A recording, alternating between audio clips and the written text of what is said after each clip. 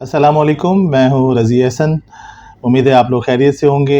एक नई वीडियो के साथ, जैसा कि कमिट किया था, कल हमने टैक्स की हिस्ट्री को कवर किया था और ये इसलिए था कि हम आगे टैक्सेशन को समझ सकें, जो उनकी डिफरेंट रिजीम्स हैं उनको समझ सकें। और आज हमारा प्लान है कि टैक्स को विदहोल्डिंग रिजीम को हम समझें, विदहोल्डिंग टैक्स रिजीम को।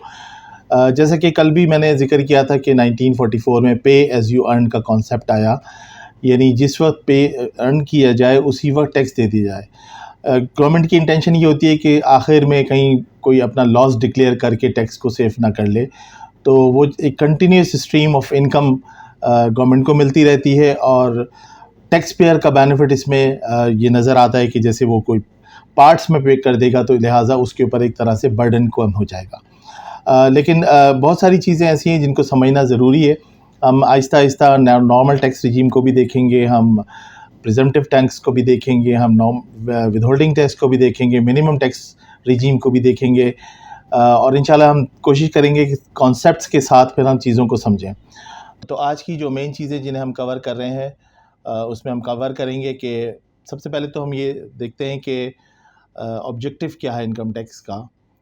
तो बेसिकली इनकम टैक्स के 3 मकासद हैं: collection of tax, redistribution of money और enforcement of government fiscal policy. Fiscal policy 1 साल के लिए होती है और मॉनेटरी पॉलिसी को भी हम डिस्कस करेंगे, उसके अलग ऑब्जेक्टिव्स हैं, फिस्कल पॉलिसी की भी टाइप्स, और उन चीज़ों को भी अगर मौका मिला तो हम ज़रूर डिस्कस करेंगे इसको भी। एफबीआर 5 हेड से इनकम कवर करता है, कलेक्ट करता है। पेरोल यानी कि सैलरी से, रेंटल इनकम से, बिज़नेस से, कैपिटल गेन से और अदर सोर्स ऑफ इनकम से। यहाँ मैंने कंपैरिजन के लिए डायरेक्ट और इनडायरेक्ट टैक्स का एक कंपैरिजन कर दिया। इसमें बेसिकली डायरेक्ट टैक्सेस का मतलब है इनकम टैक्स, और इनडायरेक्ट टैक्सेस के अंदर sales tax, VAT, excise duty और कस्टम ड्यूटी आते हैं। और इन दोनों के जो कंपैरिजन में देखा है कि डायरेक्ट टैक्स का जो बर्डन है वो उस टैक्स पेयर पर ही होता है, जबकि इनडायरेक्ट टैक्स के अंदर जो बर्डन है वो शिफ्ट हो जाता है एंड कंज्यूमर पे, जिसकी वजह से इन्फ्लेशन बढ़ती है। इसलिए डायरेक्ट टैक्सेस जो हैं प्रोग्रेसिव इन नेचर के होते हैं और इनडायरेक्ट टैक्स जो हैं वो रिग्रेसिव नेचर के होते हैं, और इसकी वजह से ही इन्फ्लेशन बढ़ती है। पिक्टोरियली अगर देखा जाए तो जो इनकम बढ़ेगी टैक्स बढ़ेगा। इसको इस स्लाइड से मैंने कोशिश की है कि समझाना आसान हो, जबकि इनडायरेक्ट टैक्सेस के अंदर बर्डन इक्वली सब पे पड़ता है, इर्रेस्पेक्टिव कि उसकी इनकम क्या है, सब एक जैसा ही सेल्स टैक्स दे रहे होंगे, इसकी वजह से इन्फ्लेशन बढ़ती है। विदहोल्डिंग टैक्स पे हम वापस आते हैं। विदहोल्डिंग टैक्स, उसके इफ़ेक्ट्स और influences. Withholding tax British economist Milton Fridman जो हैं वो उन्होंने इसे डेवलप किया, और इस वक्त हमारे पास 50+ विदहोल्डिंग टैक्स के हेड्स हैं।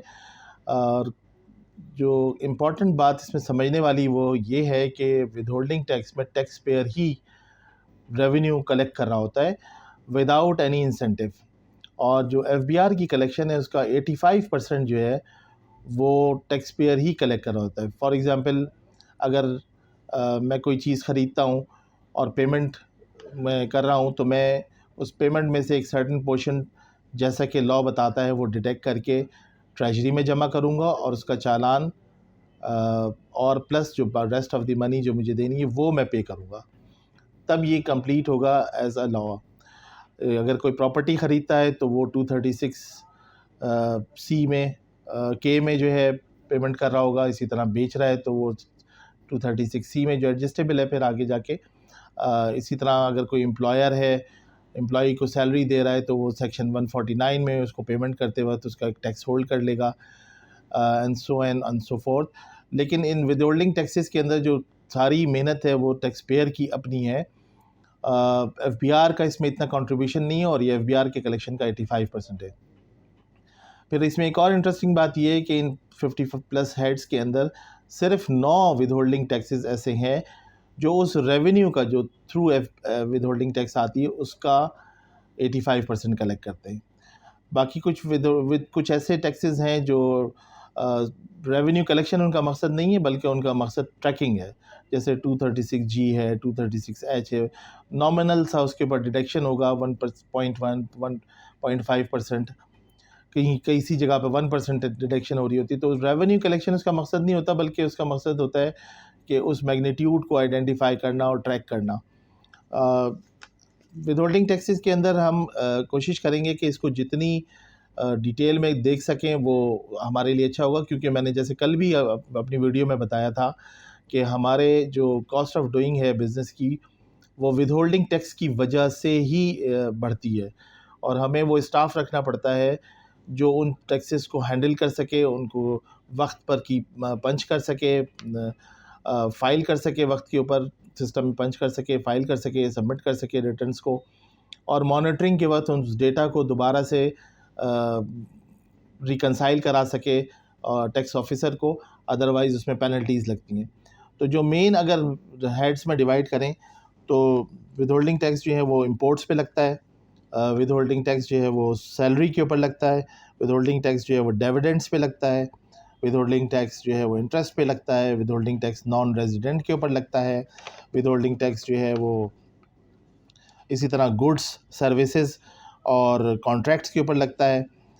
इसी तरह विदहोल्डिंग टैक्स जो है, मैं मेजर हेड्स की बात कर रहा हूँ, एक्सपोर्ट्स पे और गुड्स पे एक्सपोर्ट्स गुड्स पर, एक्सपोर्ट सर्विसेज दोनों पर इम्प्लीमेंट होता है, रेंट पर लगता है, प्रॉफिट एंड प्राइजेस जैसे प्राइस बॉन्ड्स हैं और विनिंग्स हैं उन पे लगता है, पेट्रोल पे होता है, कैश विड्रॉल फ्रॉम बैंक है, मोटर व्हीकल्स पे है, और इसी तरह सेल जो प्रॉपर्टी की जैसे मैंने अभी ये ज़िक्र किया था उन पे है, प्लस ये कि डिस्ट्रीब्यूटर्स के लिए है, जैसे अभी थोड़ी देर पहले बात हुई 236G 236H की, डिस्ट्रीब्यूटर होलसेलर्स उन पे लगता है, और इसके अलावा एक अदर्स आते हैं जिसके अंदर बाकी जो विदहोल्डिंग टैक्सेस हैं, जैसे 236A है, 236CA है, 236CB है, वो उस पे लगता है, और एक और हेड है जो 236O है जो डिफ़ाइन करता है कि विदहोल्डिंग टैक्स नहीं लगेगा,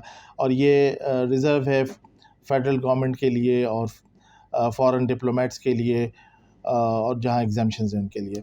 तो विदहोल्डिंग टैक्स का इंशाल्लाह इन सारे हेड्स को हम बारी बारी डिटेल में देखेंगे, और इंशाल्लाह ताला हमारी कोशिश ये होगी कि हम इसको बारी बारी देखें।